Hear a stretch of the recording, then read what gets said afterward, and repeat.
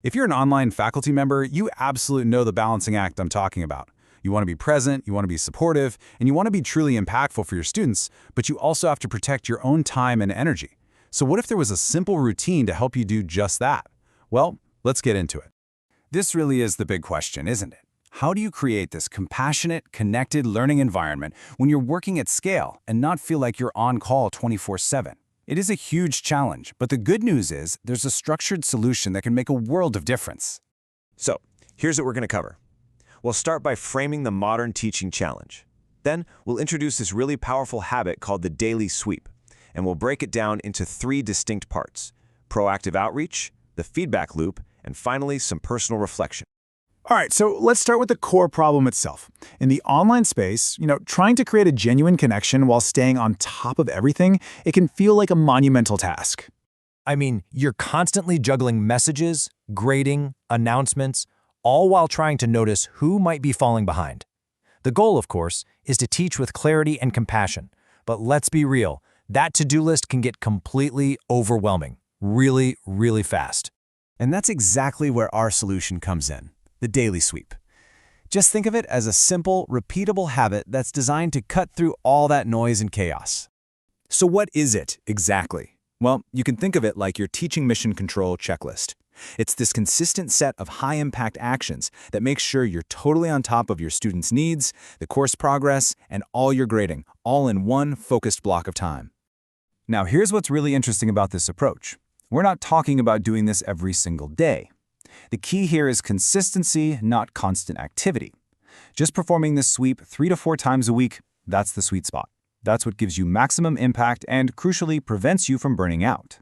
So let's break down the very first part of the sweep, which is all about building a proactive foundation. This is how you get ahead of issues before they turn into major problems. The first 4 steps are like your communication blitz for the week. First, you respond to student messages with warmth and clarity. Then, you proactively reach out to any students who haven't logged in. You follow that up with a big, upbeat kickoff announcement for the week, and, this part is so important, a gentle, no-judgment reminder for anyone who might have missed a deadline. That tone is everything. It lowers student anxiety and actually makes them want to re-engage.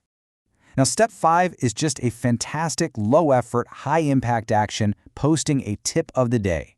And this isn't just some random piece of advice. No, it's a targeted insight that lines up perfectly with what your students are working on right now, which helps fill in any gaps and shows you're really invested in their process.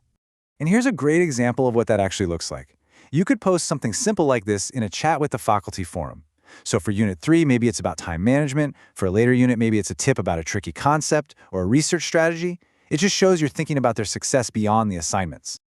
Okay, next up is part 2. This is all about closing that feedback loop. This is where we get into grading and strategic engagement. These next steps are all about grading with a real purpose. So first, you mark unsubmitted work as a 0. Now this is so important. It's not meant to be a punishment. It's a way to give students an accurate picture of their progress. And you immediately follow that up with a kind note encouraging them to submit, which keeps the door open. Then you can tackle the outstanding work with growth-focused feedback and wrap up discussion grading to keep that task manageable. Okay, now we're at step 8, and this one is a really important one because it involves a strategic shift. How you engage in class discussions should not be the same in week 1 as it is in week 8. Your whole approach actually needs to evolve as the course community grows. This slide shows that shift perfectly. See, on the left, in the first unit, your goal is all about connection. You reply to every single student to build that initial community and make everyone feel seen and heard. But then, on the right, as the course goes on, your role shifts. You're no longer just the community builder, you're the conversation deepener. You target about 25% of students with really thoughtful replies that push the thinking further and encourage peer-to-peer interaction. It's a smart shift from quantity to quality.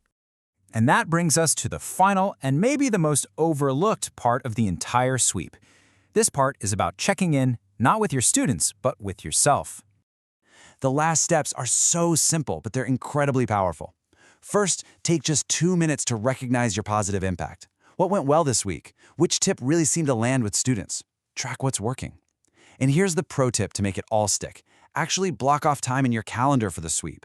Treat it like a meeting you can't miss. It's that important for your own sustainability. So what's the big result of all this? When you put all these little pieces together, what you get is a teaching practice that isn't just reactive and overwhelming. Instead, it becomes proactive, it's deeply connected, and maybe most importantly, it's actually sustainable for you in the long run. So I'll leave you with this question. You don't have to adopt all 10 steps tomorrow. That would be overwhelming, right?